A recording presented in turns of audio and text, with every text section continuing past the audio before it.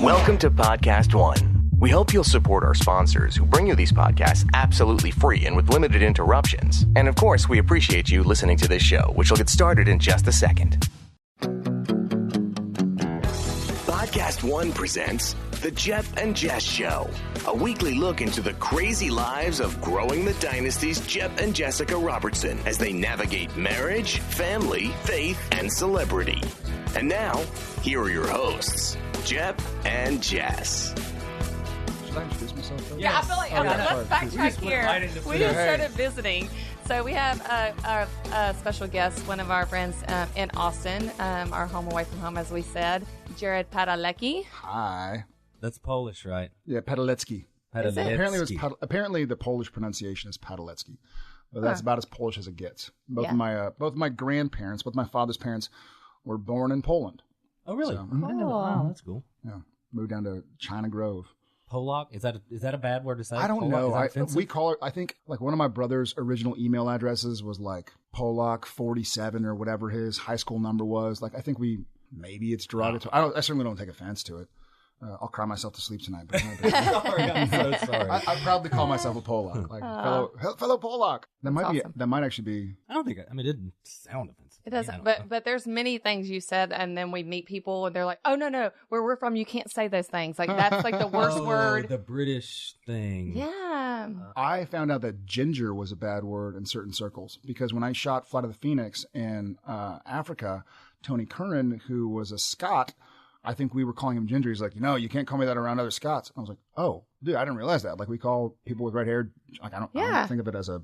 But I guess like they say, ginger's a bad word. I'm probably offending several people right now. We're just dropping bombs. Just dropping G-bombs. But yeah, thank y'all for having me on y'all's show. No, we're excited. Yeah, dude. We do this thing at the beginning. It's called silly and annoying. All right, so let it's me like have it. we say something silly or we think is silly and annoying that our wife does to us. And you can talk about It's Jen. silly, Or you can talk about Jen, or you can talk about Jep. Or you can talk about Tell me Jess. something silly or annoying about Jep. There's a lot of stuff about Okay, me. I'm gonna hit Jared up on this. Oh yeah, all right, bring it. Gauntlet. Yeah. Okay, I'm gonna lead off with this because we actually talked about this on our last podcast. Is like being in Austin, we took for the first time a Soul Cycle class, and you were there. Yes, and actually last time I talked Against about my how will. much Jep Yes, I know. sweats and how he has like all the time like sweat from like his butt to his neck. I mean, And I sweat from my heels to my hair follicles. I have never their seen skin. someone sweat so much. When I say sweat, I don't mean he sweat through his clothes. I mean, he came outside and Jared was wringing out his shirt and literally water, like how much water were you squeezing? It was. And this was, by the way, this was what, 20 minutes after the class? We'd already kind of like caught our breath, thrown up in the trash can, walked outside, made plans for the day. Then walked across the street to the parking lot and and I was wearing 2 shirts and people laugh at me. I'll accept that. I'll wear that. It was your shorts that got me. My shorts, yeah. Because what's funny is they don't look like I've sweat in them because they're a solid color. Yeah. But that solid color is a shade darker because they're completely wet. Yes. Well, and you were literally, I've never seen something like when you were wringing out a 12-ounce wash bottle rag. full of sweat. I bet. Yeah, if I had taken it all off right there at Congress and forth. It was kind of amazing, but disgusting, and we all were just like, do it again. No, don't do it. What's funny is that and people who have met me at a workout class, whether it's CrossFit or Soul Cycle or whatever the situation may be, or see me in a hotel gym, I wear a long sleeve. Y'all know this because y'all have seen me, but I wear a long sleeve underlayer that's kind of a dry fit. It's actually, I think I got it at like REI here in Austin next to Whole Foods. And it's a super light layer for like skiing, I guess. But it's kind of compression-ish, but it's super light. So it whisks away sweat. And then I wear just like I don't want to say a junk t-shirt, but I wear like a t-shirt over it, whatever t-shirt I may have. Yesterday I wore my Redneck Stuntman t-shirt, which is Jensen's longtime stuntman Todd Scott in Vancouver. His company is Redneck Stuntman. So I wore that. He gives us a few shirts, and I wear 2 layers of clothing, whether I'm jogging in the 100-degree Texas heat or cycling in Vancouver when it's 30 degrees, purely to mop up sweat. I wear armbands like I'm from the I 80s. saw you put on armbands. I was like, well, that's all right. I got my Under Armour armbands. As a matter of fact, Yeah. I have 2 sets of black armbands because one's always getting washed. And then I wear a beanie. And our instructor yesterday afterwards, he's like, I don't know how you do it. And I was like, you want to see why I do it? I was like, I don't like working out in a beanie. I don't like wearing a beanie when it's Texas summer. But my hair, which I haven't cut since we stopped filming in April, and today's July 8th, I haven't cut it in months. If I'm running around, bouncing around, my hair follicles will just like fling sweat. And like, honestly, like people give me a wide berth. One time, probably 15 years ago, I used to live in Studio City when I was shooting Gilmore Girls, and there was a Bally's that became like maybe a Gold's, then became a something. Anyways, it was kind of at Eureka and Ventura for those of you Los Angelinos. And I would jog on the treadmill, read my script. That's how I'd memorize lines. Yeah. And as my hair got longer, I would notice people would like, there are 20 treadmills in a line. And so the one next to me would be open. So someone would hop on, start kind of putting in their weight, and they'd kind of feel something hit their arm and like look up at the ceiling, like, is the air conditioning dripping or something? And they'd be like, okay, 130 pounds, age, they'd be like, what in the world is dripping on me? They look around, they'd realize it's the 6'5" weirdo next to them, like jogging and like the hair's going and flinging. And so they kind of like try and covertly get off the treadmill and like go to a different cardio machine. They're like, well, I guess I'm recumbent cycling today. So I gradually took mercy on those around me and decided to work out in 2 shirts, armbands, and a beanie. Yeah, and I noticed Walker, another guy that cycled with us yesterday, he said as he was going, it wasn't his hair, I don't think. It was just pure, he was wet. Yeah. Oh, yeah. He kept turning around going, sorry. Yeah, sorry. And he was in a tank top. I don't think he had a hair thing. Yes. I will say this. The bikes were a little too close together. Yeah, they were pretty close. I've they taken packed cycling them classes, and you're not that packed. I know they want to pack as many people in at one time, but I needed some elbow room. I felt a little claustrophobic. I actually elbowed the girl next to me because you do that bit where you kind of like stand up and then you do little ab kind of crunches. And when my elbows go out, I got long arms. Right. So I would hit the poor girl next to me, who was very sweet and, didn't yell at me afterwards or anything. But I'm going to, A, own what Jess said, and B, that reminded me of something silly and annoying that Jen does. So you're not getting me. You're getting Jen. Poor Jen. She's going to hear this and be like, your ass is grass. Yes. So on that note, exactly on that note, sometimes after I'm done working out, I'll take my clothes off and I'll just put them on the ground outside the shower, because I don't want to put them in the hamper because, I have like a t-shirt from the prior day. It starts smelling like sweat. Yeah. But and then I'll dress and I'm like in a quick rush or whatever the situation is. I kind of leave them out to dry, and it probably pisses her off because we'll go to hotel rooms and I'll like hang the t-shirt over the bathtub. Oh, I know it's probably but she'll lump them up and put them together with like my button down from the day before. Right. And I'm like, that's going to smell like mold. Like, quit doing that. And she's like, well, there's a place for dirty clothes. And I'm like, yeah, but they're dripping wet with sweat. Right. Like, even if I squeegee it. Yeah.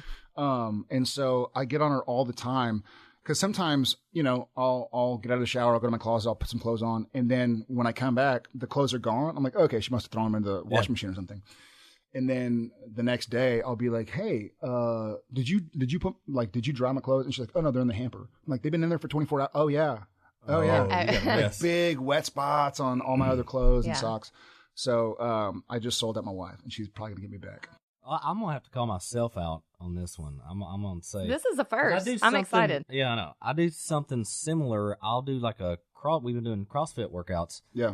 And sometimes I'll bring a bag and take a shower there, and I'll put all my nasty clothes in the bag. A week's worth. Oh man, that's. And look, I know where that's going. I don't clean out the bag. I don't even get it because he always leaves it in his truck. Right before we came here, I left that bag in the truck for a week in Louisiana heat. 90-something degrees. And I went to open that bag, and something had brewed off. It was probably could kill you. I was smelling right.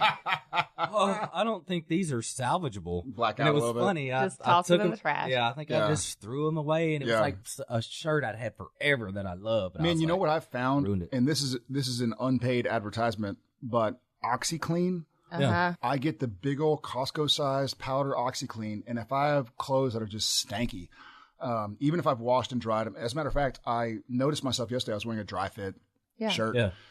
And I was like, oh, and like it still kind of sunk a little bit. And so I threw it back in, even though I'd already washed and dried it, but I'll put in a big old scoop of OxyClean and throw in like workout clothes. And it really does a great job. I think it's called OxyClean. It's like whatever the powder. I've always used that just for stains, but that's good that the smell comes out. We talked about LaCroix and OxyClean. Yeah. Free of charge. No, we, so I don't know how I figured it out, or I didn't figure it out. I think probably somebody told me. Yeah. And I've done it, and honest to God, like it does great things for stenches. Yeah. And it doesn't, I was afraid it would like bleach little circles on my shirt, but it's great. It works. Good. Well, I want to talk about cars. There's something about TrueCar a lot of people don't know. Using TrueCar can also help you buy a used car. In fact, there are over 700,000 pre-owned vehicles available from TrueCar certified dealers nationwide. Whether you are looking to buy new or used, you can get upfront pricing information that empowers discounts off the list price for used cars and a better buying experience through our TrueCar certified dealer network. There are over 700,000 pre-owned vehicles available from TrueCar certified dealers nationwide. You'll see what other people paid for the car you want, so you know what a fair price is and feel confident. With TrueCar, you can connect with a local certified dealer of your choosing so you can enjoy a quick, easy buying experience. Using TrueCar, you can easily find the new or used car you want. Over 3 million cars have been sold to TrueCar users by the TrueCar Certified Dealer Network. There are over 13,000 TrueCar certified dealers nationwide. When you're ready to buy a new or used car, visit TrueCar to enjoy a more confident car buying experience. Some features not available in all states. It's the Jep and Jess Show. Glad to have you with us. Hey, have you heard? Podcast One has a whole bunch of awesome new shows filled with big names that are waiting for you on our brand new, amazing app. This one's a game changer. There's Norman Lear talking to Amy Poehler, Julia Louis-Dreyfus, and Charles Barkley. Geffen Playhouse Unscripted with Bryan Cranston, Josh Gad, and soon Neil Patrick Harris. Nice. OC Real Housewife Heather Dubrow's World. Lady Gang's Three Mimosa Podcast with Leah Michelle, Nelly Furtado, Elle King, and more. Plus, every episode of The Adam Carolla Show, Dan Patrick, and Rich Eisen. And if you like what happens in the ring, we've got Steve Austin, Chris Jericho, Chael Sonnen, and a whole bunch more. So download our one-of-a-kind new app and see for yourself. Go to the App Store, Google Play, or download it now at podcastone.com. You're listening to the Jep and Jess Show. Jess, tell a story about how we met. Because every time I try to tell a story... Let's figure out the story how we met. Okay. We were talking about this before we started recording, and I think we all have disagreements. Yeah, so... because I get this asked a lot, like anybody who has seen us or whatever, but together. But so what happened is we, which how many years ago was this? I mean, when River was little, so we watched the show Supernatural. Mm-hmm. Heard of it? Yeah. And we were a big fan of it, and so your character on Supernatural, Sam, mm-hmm. and your brother on the show is Dean. Mm-hmm. We took a picture of us listening to watch. No. I took a picture because we would miss them, so I would get like by the whatever DVDs, the season, and so I put the kids to bed one night. I remember this. Maybe. Anyways, let's figure it out. It's been a while, but like, so I had my little cute DVD and a bowl of popcorn. And I was like, kids are in bed, and I tweeted a picture, fixing to watch Supernatural season, whatever. And then all of a sudden, which I was just doing that I was new to social media. Like, sure. I think we were pretty new too, actually. Yeah. And we literally were like the last ones in the family to sign on to social. We were like, we're not going to do social media. And then we were like, okay, we'll do social media. But so I posted it, and it like got a ton of reactions. They were like, oh, two worlds collide. Like, oh, we love Dynasty. We love Supernatural. And they were super just pumped. And I was like, oh, that's, crazy. Yeah. And people would always ask, like, who's your favorite? Who's your favorite? Who's your favorite? And I was like, are you Team Dean or Team Sam? And I'm like, oh, I don't want to respond to that. And like, after numerous, like people just constantly tweeting me, Jep and I had a debate, and I was like, I'm putting Team Sam. And he was like, no, put Team Dean. Hey, and I was like, whatever. I'll just put Team. I'll say something I've never said in public. Dean is the more fun character. Dean is the Han Solo. Dean, Sam's the Luke Skywalker. You're like, oh, here comes this guy. Like, he's always sad about something. Team Dean is Team Dean Winchester. I'm a big Dean Winchester fan myself. Yeah, I love the guy. I love his character. But I can always claim like Team Dean was about my Gilmore Girls character. So I'd be like,